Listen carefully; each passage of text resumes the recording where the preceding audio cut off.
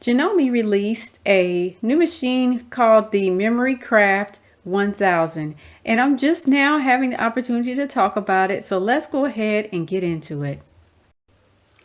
Janome came out with a number of different commercials that were done for different countries.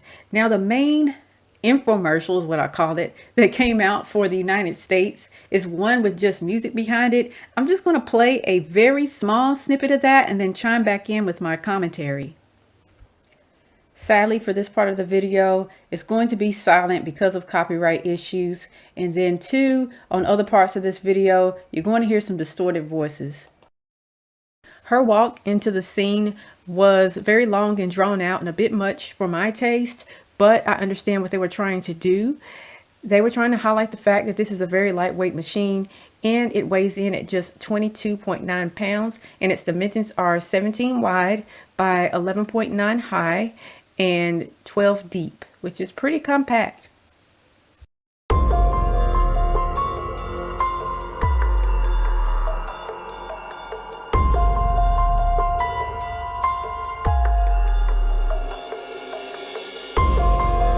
There was a lot presented to us in that short clip. We can see that the arm for the sewing machine pops out from the back instead of being a standalone embroidery unit like what you would traditionally see on a sewing and embroidery combo. I really like that the arm pops out from the back because it makes the machine more compact, because now you don't have to worry about having a separate embroidery unit for your machine that you have to try to keep up with and find somewhere to store. So that's really nice. However, the downside to having the embroidery arm in the back is that now it cannot sit too close to the wall and it has to always be away from the wall. But of course, that's not going to be a problem if you are merely sewing on this machine at a kitchen table or something like that. Now, I can see that they are marketing this machine towards young families, which is different than what we have traditionally seen from other brands, which is nice. And that would imply that this machine is a little cheaper. Now, the one thing that I did not mention to you at the beginning of this video is that the MC1000, which we're talking about now, is a sewing and embroidery combo unit, but they also have another version of this machine that is the embroidery only machine. The embroidery only machine at time of recording is being sold in the United States for $12.99, but the 1000 version, which is the main one that I'm focusing on today, is being sold for $16.99. Now, I don't know too many people that just have that much money just laying around, but I can see a budding embroidery business person getting this as a first machine, because then they would be able to do their embroidery and not have to spend $5 to $10 grand in order to get into it. The commercial out of Australia is slightly more detailed, so I think that we should take a look at that in order to talk more about the features of the sewing machine. So let's go ahead and take a look. We express ourselves creatively in many ways, through food, art, music, and fashion. And sewing is a beautiful extension of that expression. Sewing was born from the very concept of being creative. I really like how Janome started out this video by talking about sewing in general before ever going into speaking about the sewing machine. Now, they show people from all different walks of life, and it's not just women that they show. And I really like that about this video. So kudos to Janome for doing that. I'm going to skip ahead a little bit and go straight to where they start talking about the MC1000. If you would like to see this entire infomercial in its full form, then I will try to leave a link down in the box. Embellish clothing, quilts, or create heartfelt gifts with a large embroidery field of 140 by 140 millimeters, giving you ample room for decorative designs in the hoop projects, toys, and more. This size embroidery hoop is my most used hoop because it is used for left chest embroidery designs where you might be placing a logo or a monogram. Also, this particular size hoop works well with small kids shirts, and also with some, not all, with some onesies. And then two, you can use this same size hoop to embroider on beanies. That's quite a few things that you can do with the size 5.5 hoop. And this is the maximum size embroidery window, so you do have to keep that in mind if you want to do XL or larger shirts with this. Then you will need a bigger embroidery window than this. And if you want to do center chest designs, then you're most likely going to need a bigger embroidery window than this. But if this is all that your budget can fit, then you can make it work, because you can always tile designs by doing one small embroidery in the 5x5 hoop and then sliding the hoop over and doing the other half of the design. I know that it's a lot more work and setup to do that, but if this is what's all that's in your budget, then you can make it work. I know that a lot of people will try to make you feel like you cannot work with a machine with a smaller embroidery window, but I'm here to tell you that you can. And I do have a video here on my channel about doing just that, and I'll try to place a link to that somewhere here on screen. The other thing that I think about with this is that the more of a size embroidery hoop that you have on the machine, that translates to how much you're spending on the actual machine. So that's definitely something to consider. Now, if you do have more money and you would like to do larger embroidery designs, and particularly if you are a quilter, then I probably would go with a different machine with a bigger window. That way you just don't have to tile designs and do something like that. The simplicity starts with Janome's easy hoop tightening system, designed to place fabric easily within the hoop and make fine adjustments to the fabric position using the 3 set positions: open, mid, and closed. Open allows for the placement of your project and insertion of the inner hoop. Mid allows for the adjustment of your project to ensure that it is positioned correctly in the hoop. I do like this hooping system that they have, because it seems easier to hoop designs than it would be with just using the traditional thumb tightening hoop that most machines generally come with. However, I still do wish that they had gone with the 5x7 hoop instead of the 5x5, because that would just make it more accessible to more people who might be trying to use this machine as a home business embroidery machine.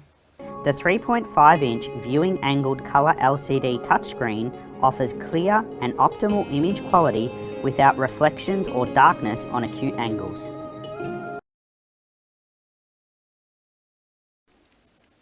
Typically, I would say that the 3.5-inch screen is just fine, because it is a small and compact sewing machine, and they need to keep the machine lightweight so that you can easily travel with it. However, this machine has so many built-in features on it.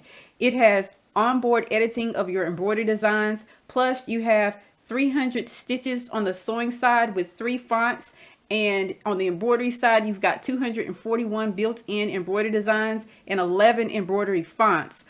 You are going to have to do a lot of hopping through different menus and things to get to what you're looking for on such a small screen. I really don't see how they would make it easy to navigate on that small of a screen without you having to arrow over a lot. So take it or leave it. That's just my thoughts about that. I really do wish that they had gone with a bigger screen, but if they did go with the bigger screen, then you would have a bigger machine and also have to spend a lot more money on it as well.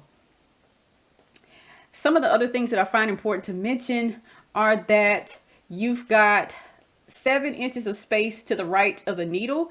That is pretty good for sewing your average project, but you're not going to be quilting a quilt top on this, because there's just not enough room in the throat space for you to be able to do that. You've got a 7-piece feed dog, which means your maximum stitch width is 7 millimeters.